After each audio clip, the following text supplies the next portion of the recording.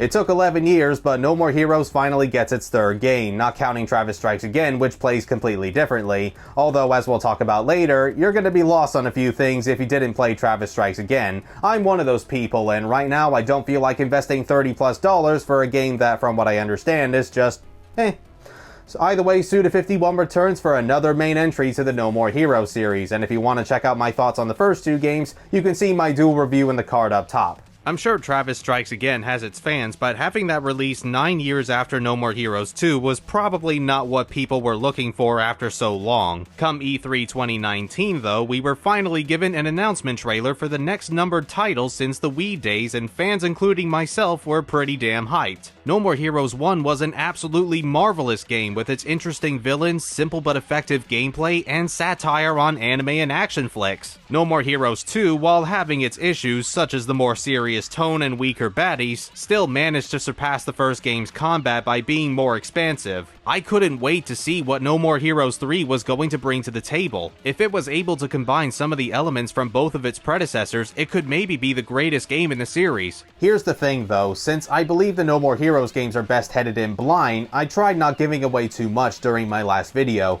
However, with No More Heroes 3, I feel it's a bit of a different case, not just because it's the third game in the series and it's obviously going to call back to the other two, but I also have a lot more to discuss regarding certain moments, which requires me going into full spoilers. This is why I'm just gonna get the gameplay out of the way first before we start talking about specifics. Without going into too much detail, it's the same hack and slash gameplay we know and love from the previous two games, only with some of the stuff taken away from No More Heroes 2. There are no additional beam katanas Travis can wield, nor is there a gym to improve your strength and health, meaning improving Travis's abilities is done via this upgrade system at the motel. Much like a God of War game, you need to gradually fill up the required amount of in-game currency that's separate to money this time, known as World-Ending Supernova, or WESN for short, which I really think should have gotten a better name than that. The open world is back from the original No More Heroes, with thankfully a bit more to do this time around, and now carrying across multiple islands that you can fast travel to at any point. You've got more minigames to try out, scorpions to find all over the map to trade for money in WESN. The same goes for these trading cards you can also find, as well as Jean's kittens. There are small side stories to look at in the style of old visual novels on PC that I believe was also in Travis Strikes Again, but as far as I saw, you never actually got a reward for completing them. You can additionally spend money at gacha machines to get little toys based on the other games. You eventually get to plant trees that you can climb later and obtain a small number of WESN, and by fulfilling certain conditions, you're able to acquire tasteful shirts for your wardrobe. Okay, so the overworld's still not exploding with content, but it's slightly better than it was in the first game, which is a plus for me. Although, dear God, this frame rate is awful. When you're in the middle of battle, it's a solid 60 FPS that I don't remember dipping at all. And to be fair, the frame rate's not so bad outside of battles when you're traveling on foot, but while riding the bike, the game desperately struggles to keep up. It looks like it barely even reaches 20 FPS. Not to mention the distracting texture pop-in and draw distance. Sometimes the cutscenes has those issues too. I'm frankly shocked the graphics are in the state that they're in. Everybody's certainly more detailed than in the previous games, but the frame rate often kills the visuals for me. Even if it just stuck at a consistent 30 FPS and not matched up with the battles, I'd be fine with that. But having it fluctuate so much is an eyesore. I know the Switch can do better than this with open world games like Breath of the Wild and Xenoblade Chronicles. Multiple islands may also sound cool for a No More Heroes game, and judging by the world map, it looks like it's gonna be huge, and you'll unlock even more areas to explore over time, but that's just an illusion. The islands themselves are bite-sized in comparison to the first game's overworld, and I imagine putting them in a blender would result in a world that's about as big as the first game's. Those restricted zones never open up throughout the runtime. What you see is what you get. Now to me, that's cheating. You can't boast about how much bigger your virtual world is and then disguise that with roadblocks plastered everywhere. Check the map again and look at how much empty space there is because the game simply won't let you go to these places. There's no reason for it, just pack the areas together into one coherent world, like what the first game did. And for God's sake, who approved of the Call of Battle section? It's visually dull and it has this ugly ass CRT filter to probably hide away more of the texture pop-in. I don't even get the joke for this one, it's clearly inspired by Call of Duty or modern shooters in general, but what's with the CRT filter? Is it supposed to be representing COD games from the past? past? I don't remember those games looking this hideous before, even on a CRT TV. Right, tangent aside, just like the original No More Heroes, before you can even fight the next ranked assassin, who are now aliens wanting to be superheroes, you'll need to earn enough cash to pay for your entrance fee. The catch is that there's now a second requirement by completing a number of so-called designated matches, where you're put up against one or several waves of enemies. The designated matches indicated by blue crystals are a bit easier by only throwing in a few enemies, while the red ones usually contain a mini-boss and a couple of minions, sometimes putting Travis in a mech suit where you fly to space and take down the same bosses over and over. Yeah, those last ones can get a little tedious after a while with how frequently they're recycled. You have several designated matches to choose from as you go through the game, but I'd still recommend doing all of them if you can, because you get a lot more money and upgrade points by doing designated matches than the simple mini-games, which once more give you peanuts for how much work you put in.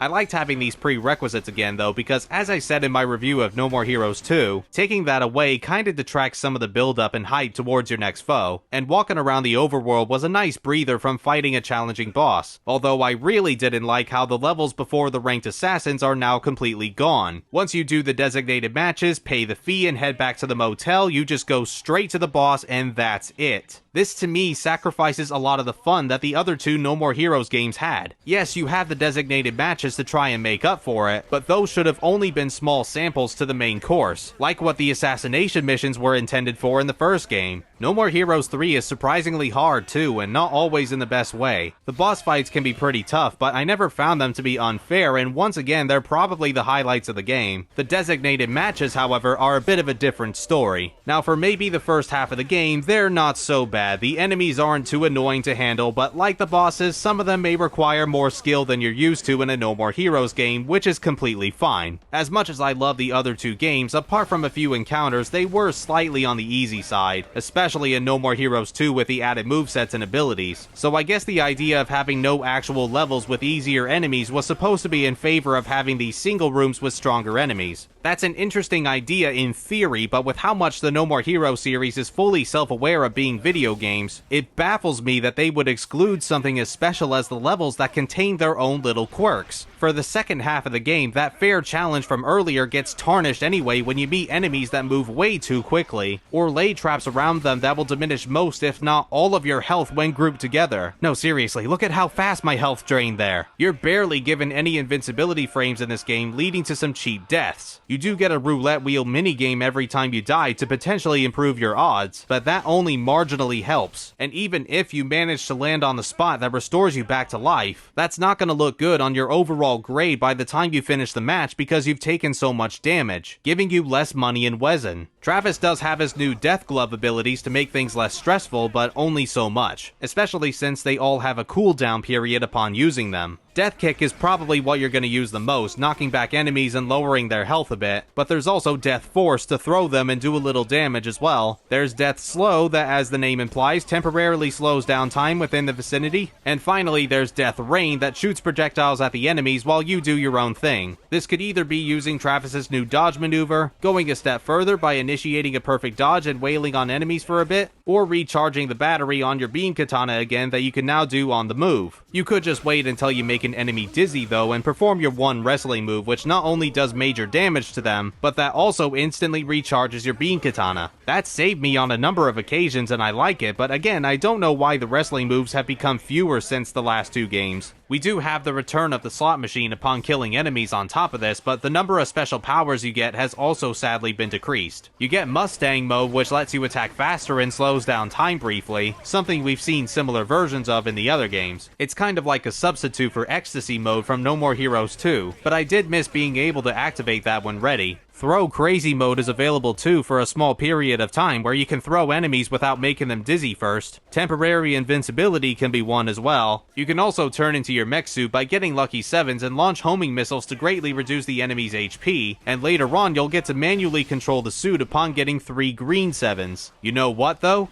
That's about it. The only other potential wins are for money and upgrade points. That's pretty pathetic in all honesty, and yeah, the Death Glove abilities may compensate for it, but it was always so cathartic in the previous games when you finally got those powers and massacred your way through bad guys. What happened here? You have a jump button to spice up the combat somewhat on top of everything else, but I rarely used it outside of certain parts of the overworld. With a dodge button, you don't really need to jump. And while I'm on the subject of combat, I don't mind the upgrade system locking away extra moves, but I would have liked a bit more to play around with. That last complaint's only a small nitpick though, and if things do get too daunting difficulty-wise, then you may want to consider either eating sushi to temporarily boost stats or restore health during battle, or use item drops from enemies to craft chips that provide buffs at the cost of debuffs. I personally didn't really notice that much of an effect, however. And they ain't gonna stop Travis using the same few repeated quips over and over again. God damn, that got annoying. This wasn't a big issue in the previous games, why is it suddenly a problem now? Things will only get more and more frustrating to deal with as the game goes on, and something else that really aggravates me about No More Heroes 3's upgrade system is that you're not utilizing it to make yourself feel stronger and more resilient to attacks. It's just so your power levels catch up to the new batch of enemies and not get your ass kicked even harder. I at no point felt like I was finally becoming more vigorous than the aliens I was fighting. I was as powerful as I was at the start of the game right to the end. I wasn't growing, I was just stuck in the same path throughout the whole journey, and that to me is a pretty big flaw. So it already sounds like I'm not the biggest fan of No More Heroes 3, and while yes, there are some frustrations that I have with the gameplay, it still has its own amount of enjoyment. I would certainly say out of the main games, this is probably my least favorite, but if you do catch it on sale, I'd say it's worth checking out.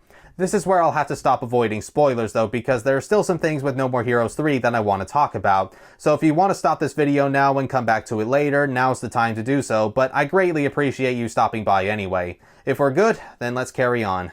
Right off the bat, I immediately regretted not playing Travis Strikes Again before coming to this, because No More Heroes 3 calls back to it a lot, and I felt rather alienated because of it. These were basically my reactions to all of them without any prior knowledge. Wait, why is Travis in a huge slump now? Did things not work out between him and Sylvia? Where did he get this death glove from, and why does it have its own personal Cortana? Hold on, Bishop's still alive? Kinda makes No More Heroes 2 somewhat pointless, doesn't it? And why do they constantly talk about Takashi Miike films? Why does Takashi Miike himself appear later in the game? Did he have any sort of connection to Travis Strikes Again? Oh, I guess Shinobu and Travis are still on good terms after she confessed her love for him. And wait, Bad Girl's alive and she's now a good girl who joins Travis? The hell? I'm guessing Badman here wasn't Travis Strikes Again, but he's also Bad Girl's dad? Hang on, Travis and Sylvia are now supposedly married, but they don't have time to talk to each other right now? And did I hear them say they have kids? When did that happen? Who's this Kamui dweeb that comes in like halfway through the game, and how does he know Travis? What the hell did they do to Henry's design, and where does Irish accent go? You kicked Quentin Flynn out because of allegations but couldn't find a more suitable replacement? Wait, there's a third brother in the mix too? Where's he currently at? And I thought Henry was good with Travis now. Why is he trying to kill him again?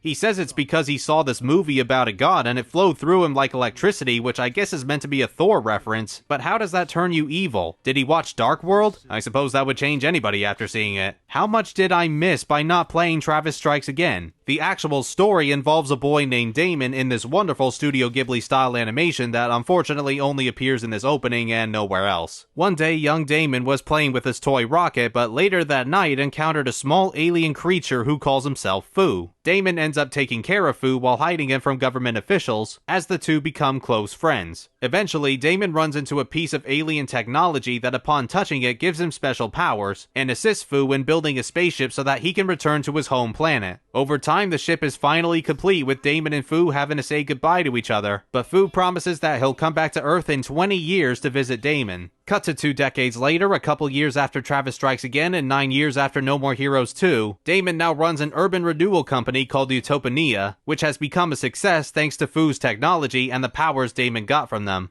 Fu himself returns to see Damon again, telling him how he's become prince of his home planet ever since he went back, now given the title of Just Baptiste VI, but for the sake of ease, I'll just keep referring to him as Fu. Even after being crown prince, Fu found himself bored out of his mind and so rectified that by destroying his neighboring planet, which understandably caused him to be banished to a black hole prison, where Fu met up with his alien cell buddies, who came along to his Earth venture. Fu requests that he and Damon team up to take over the world and be part of the popular superhero trend. We then go to Travis lounging about in his motel room, only looking more scraggy, as he sees Santa Destroy being invaded by aliens, retaliating by whipping out his trusty beam katana, and getting assistance from the returning Shinobu and Bad Girl. Using his new mech suit, he flies up to the spaceship, dropping the aliens and kills their commander, Mr. Blackhole. Fu then responds to this by killing the US president live on television and initiates the galactic superhero rankings, putting himself at the very top, inviting the strongest fighters to go up against them and determine the fate of the world. Still pissed off about the death of Mr. Blackhole, Fu wants to get even with Travis and challenges him, with Shinobu and Batman coming in to help, but that doesn't go very well as Shinobu gets her arms ripped off and crushes Batman's head, killing him instantly, leaving Batgirl a broken mess. Shinobu miraculously doesn't die from blood loss but instead gets put into a coma, while Batgirl is mourning over the loss of her dad, putting both of them out of commission for almost the rest of the game. It kinda makes me wonder why they were even included in the story. And hey, if Bishop can somehow survive his death after No More Heroes 2, I'm sure Batman can come back in another game.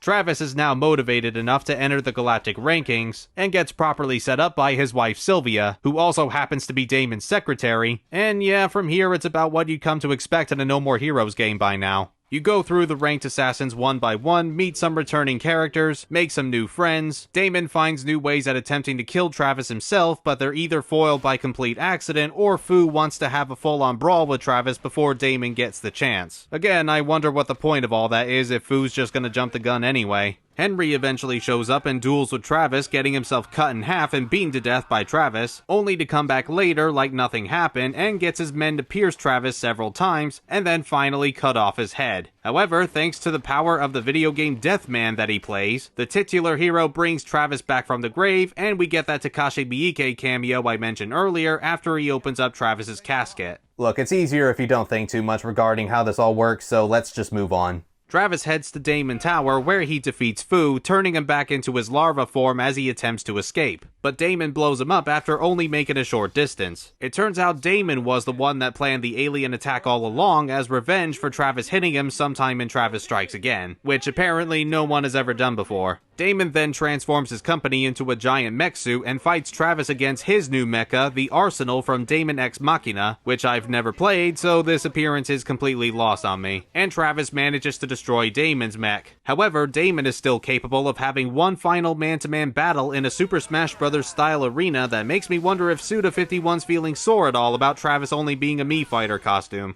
Travis triumphantly wins as he knocks Damon off the stage, the credits begin rolling, and after that we don't get another Studio Ghibli animated ending, but something completely different, even for this series, where the father of Fu appears with his army of aliens to try and conquer the Earth as well, but the future versions of Travis's kids and grandson show up, telling him that Henry will end up causing his demise, and so we have to stop him. Whether or not this will truly be the end of the No More Heroes games, I guess we'll have to wait and see. Pretty basic plot overall, just like the previous games, and it's got a lot of that No More Heroes Suda51 goodness we've come to expect, although I feel that some of the story gets bogged down with perhaps a few too many strange moments that mainly exist to be nothing more than strange moments. Like, why do we need to play Deathman before the real game even begins? Did we have to call back to Travis Strikes Again so much? We didn't like it when Kingdom Hearts tied side games to the main story and expected everybody to catch up. No More Heroes doesn't need to do that either. Why do we also have to see the same Netflix-style intro and outro every time we go up a rank, complete with a quick moral to learn? It was cute the first time, but it gets replayed way too often after that. And why do we additionally need to keep watching Travis and Bishop talk about Miike films over and over again? Travis is an otaku, we get it. Don't get me wrong, No More Heroes 1 and 2 had these bizarre transitions as well, but I think the third game relies on them just a wee bit too much, and it tends to lose focus with itself because of it. Random references thrown around are all part of the series' charm, and sure, I could simply be nitpicking about the ones in No More Heroes 3, but I believe the other two games use them more sparingly. They were always there, but they didn't take up a majority of the game, paying more attention to the build-up of the next ranked assassin before you fought them, which No More Heroes 3 doesn't even do. It spoils the ranked fighters right at the start of the game, going through the entire roll call and killing any sort of suspense that No More Heroes 1 and 2 exceeded at. Why would they do that? And you know how in the other two games they would have maybe a couple of assassins get axed off really easily by their replacements, and then they become the boss fights of those ranks? Yeah, No More Heroes 3 does that way too often. The first time this happens is with the 8th ranked fighter, Black Knight Direction, who gets immediately beheaded by this cyborg ninja called Native Dancer, who challenges you instead. And it's also where you get the rest of the Death Glove ability, so it's more like a test. Then with the 7th ranked assassin, Vanishing Point, he gets murdered by the returning Kimmy Howell, now called Kimmy Love. The boss fight itself is pretty cool, and this being the first time in the game we get a substitute assassin, I'll give it a pass. Right after that though, at number 6 is when we fight Velvet Chair Girl, and it's literally just a game of musical chairs, which is humorous, but there isn't much involved gameplay wise. Velvet Chair Girl doesn't take defeat well on top of that, so kills herself as a result, and we now get a proper boss fight against her pet Oma with an annoying insta-kill laser attack.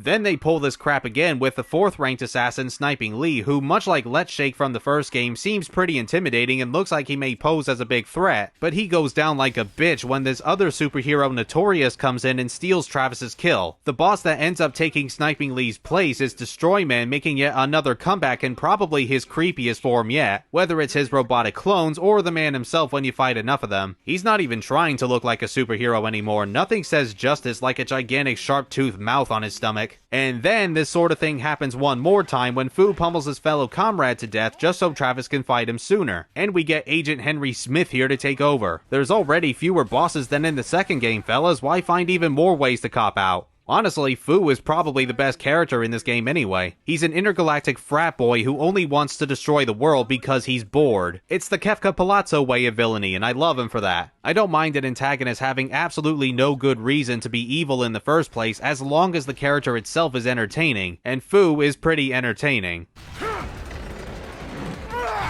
You think you can kill me with those primitive-ass firecrackers? I think the only other one that comes close to being decent to me is Midori Kawa, who isn't even an alien. She just got mixed up with Fu and his cronies, but her little hand puppets could be pretty funny. And I may also like her because she's the only assassin in the entire game to have an actual level before fighting her, regular enemies to kill, a neat reference to horror games, and a fun boss battle at the end. Yes, more of this, please. No More Heroes 3 has so many great things like that going for it, but the problems just keep piling up. And it's so frustrating because it's still a really good game that I think is worth your time, especially if you play the previous games. Though I do see this as the weakest of the mainline titles. The combat feels as good as before, but without extra beam katanas, a more expansive slot machine, or levels to go through, it falls below No More Heroes 2's gameplay in my opinion. While the story's interesting enough, it places too much trust in you playing Travis Strikes Again to understand all of it, and the ranked fighters aren't the best in the series, with half of them getting replaced by other characters anyway. The game as a whole just feels a bit half-baked, and that's disappointing when we waited over a decade for it to come out. Wait for a price drop on this one, I'd say, although given how crappy Nintendo can be with their sales, that may not happen anytime soon. Like I said though, a stellar game nonetheless, just not quite the best for me personally, and I hope at least some of you are still really enjoying it even with its issues.